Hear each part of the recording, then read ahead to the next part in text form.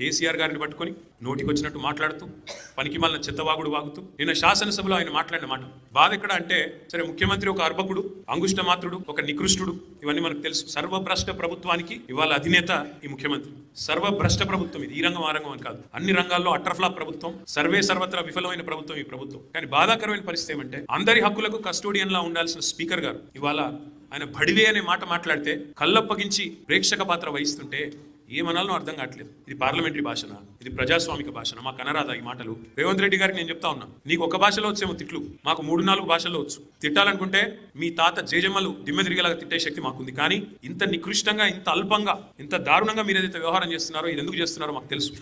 ఎందుకంటే మీ అజ్ఞానాన్ని కప్పిపుచ్చుకోవడానికి. నీకు ఐఐటికి IIITకి అంతరం తెలియదు, నీకు బచావత్కు బ్రజేష్ కుమార్ ట్రిబ్యునల్కు తేడా తెలియదు, కృష్ణా బేసిన్ ఏందో గోదావరి బేసిన్ ఏందో తెలియదు, తెలంగాణకి ఏం కావాలో తెలియదు. నీకు తెలిసిందల్లా ఒకటే, దోచుకోవడం దాచుకోవడం తప్ప నీకు తెలిసింది ఏమీ లేదు. ఒక అజ్ఞానివి, ఒక ఉష్ట్రపక్షివి. నువ్వు ఏమనుకుంటున్నావు? నేను చెప్తున్నాడు ఆయన తెలంగాణ కోసం అంటే ఈ మహానుభావుడు ప్రాణాలు ఇస్తాడు. నువ్వు తీసిన ప్రాణాలు చాలు.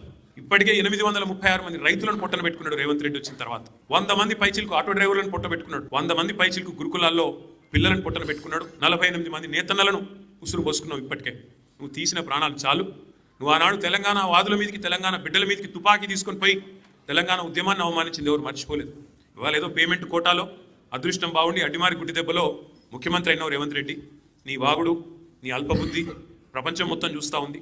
ఒకటి మాత్రం వాస్తవం, నీలాంటి వ్యక్తుల వికృతమైన మాటలతో కేసీఆర్ గారి స్థాయిని మీరు తగ్గించలేరు. మీరు ఎవరేమనుకున్నా సరే, నీ కాంగ్రెస్ పార్టీ నాయకత్వం ఏమనుకున్నా సరే నువ్వు తగ్గించలేవు.